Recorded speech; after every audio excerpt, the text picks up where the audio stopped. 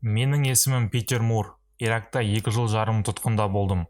Осы оқиға туралы кез келген сұрақтарыңызды қойсаңыздар болады. Видеоны бастамастан бұрын біздің YouTube арнамызға подписаться етуді ұмытпа, және де достарыңа таратып лайк бас. Осылайша біз қазақша контентті тезірек дамыта аламыз. Болып өткен оқиғаларды қысқаша айтып берейін. 2007 жылдың сәуірінде мен Ирактағы американдық Bearing Point IT фирмасында 3 айлық жұмыс істеуге келістім. Мен Бағдадқа 2007 жылдың 2 сәуірінде келдім. Онда менің негізгі жұмысым қаржы министрлігіндегі қолданылатын компьютерлік жүйелердің шығындарын есептеу болды. 2007 жылдың 29 мамырында 100-ге жуық Ирак әскері ғимаратқа кіріп, мені және 4 британдық күзетшіні тұтқынға алды. 6 айдың ішінде бізді әртүрлі жаққа апарып қамап жүрді. 2007 жылдың желтоқсанында мені басқа британдықтардан бөліп алып, 2 американдықпен бірге ұстады. 2007 жылдың маусым айында мені Бағдадқа қайтарды, және бұл менің басқа тұтқындарды соңғы рет көрген жерім болды. 2009 жылы мамырда 2-ші әскер командирі Лайт Аль-Хазли 2 британдық күзетшінің орнына ақш қамауынан босатылды.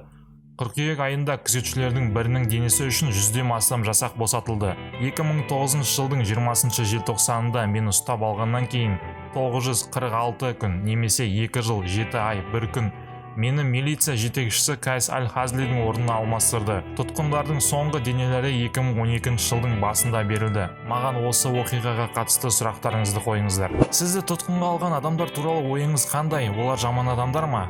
Мен олар туралы көп ойлағым келмейді. Олар жаман да, жақсы да емес. Олар жай ғана соғыстың құрбандары. Оларға да соғыс ұнамайды, амалдың жоқтығынан соғысып жүр, және оларда Саддам Хусейнді ұнатпайды. Сізді кепілге не үшін алды? Тұтқындаушылар сізді ұстап тірі қалдыру арқылы қандай пайда алуды ойлады? Ол жерден қашу туралы ойлар келді ме?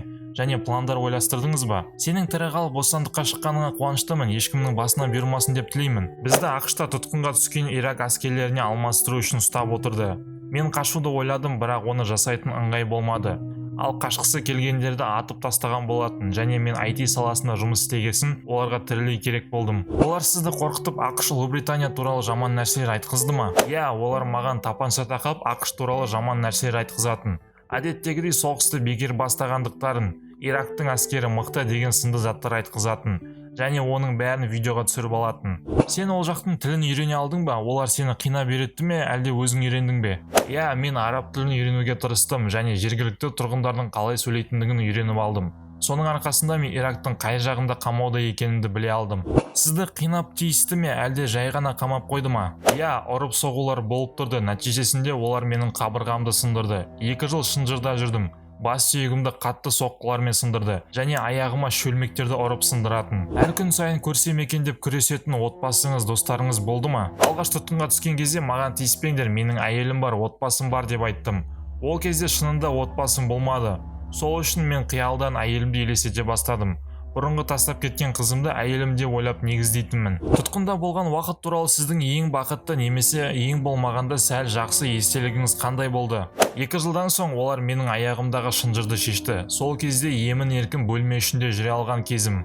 Вау, бұндай жағдайды жауыма да тілемеспін. Сіздің ержүректігіңізге таңғалып отырмын.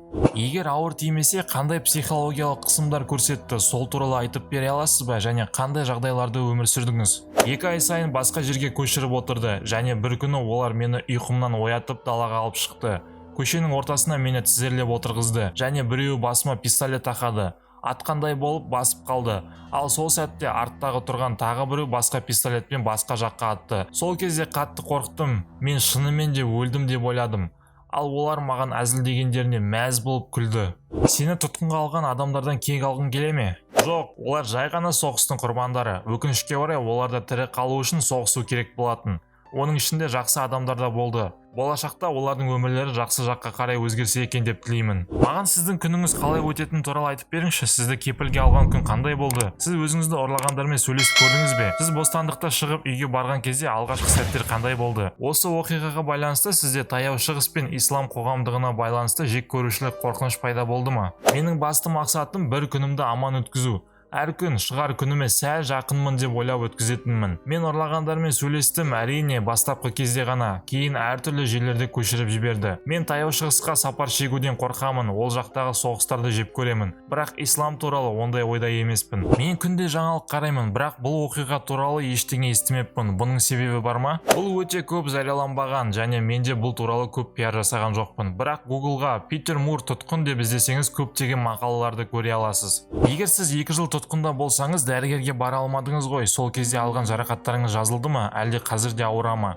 Менің жараларымның көпшілігі сауығып кетті, бірақ аяғымда әлде проблемалар бар. Бас сүйек майысқан және менің артқы тістерімнің бәрі алынып тасталды. Өйткені менің жағымнан күнде АК-47 автоматымен қатты ұратын. Көптеген адамдар осындай жағдайда есінен алжасып кетеді. Сіз қалай күрестіңіз? Өмірім бітті деген қорқыныштар болды ма? Соңғы жылдары менде телевизор және PlayStation болды. Бұл өте қатты көмектесті. Оған дейін мен жарға есептер жазып шығарып, перденің суреттерін елестетіп, ойдан компьютер жасап уақыт өткізетін болдым және өзімнің жастығыммен сөйлесетінмін. Жоғарыда менде PlayStation және телевизор болды деп айтқаныңызды оқыдым. Сіз не ойнадыңыз, не қарадыңыз, оларды сізге кім берді? Сіздің өмір сүру жағдайыңыз қандай болды? Айналаңызда қанша адам болды? Сіз күзетшілермен қаншалықты жақын араластыңыз? Телевизор және PlayStation мен қамауда болған жерде бар болатын. Ол жерде жарық қосылған кезде ойнай алатынбыз.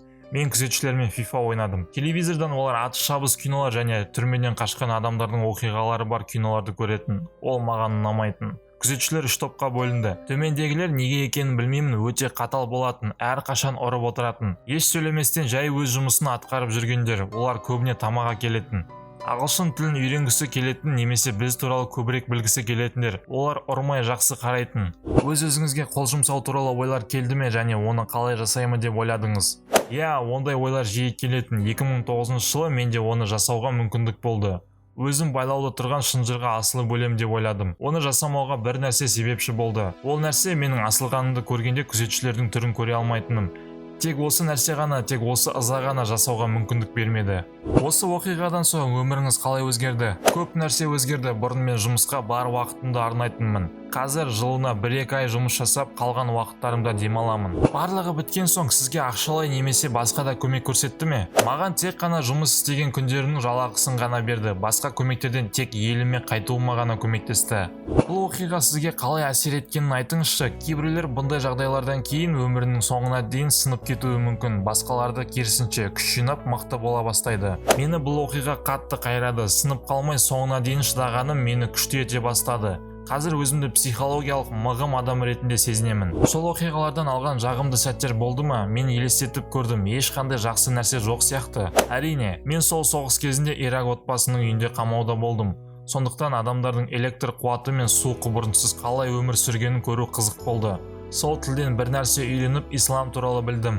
Сол оқиғалардан соң сізге психологиялық ауытқулар, жарақаттар болды ма? Қорқыныштар, стресс дегендер. Бостандыққа шыққанда мені әскери психологтар тексерді. Олар маған менде бәрі жақсы, бірақ уақыт өте 1-2 проблемалар болып тұрады деп айтты. Басында күн сайын елестей беретін, қазір аптасына 1-2 рет қорқынышты көріністер есіме түсіп тұрады. Бұл жерден ешқашан шықпаймын немесе өлемін деген ойлар болды ма? Басқа тұтқындардың өлгенін естігенде мені де жақында өлтіреді, сосын бәрі бітеді деп ойладым. Өлетін күнімді күтіп жүрдім. Тұтқыннан босап шыққан соң алғашқы 24 сағат қалай өтті? Мені Бағдадтағы Ұлыбритания елшілігіне тапсырды. Теледидарды қосқанымда Леди Гаганы көрдім. Кім ол, не ол, еш нәрсе түсінбедім. Және барлық жаңалықтардан өзімнің суретімді көрген біртүрлі болды. 2 жылда ақш-та біраз нәрсе өзгерді, бірақ сіз қандай өзгеріс байқадыңыз? Адамдар өздерімен өздері сөйлесіп жүргендей болды. Bluetooth технологиясы қатты дамып кеткен, қызықты көрінді.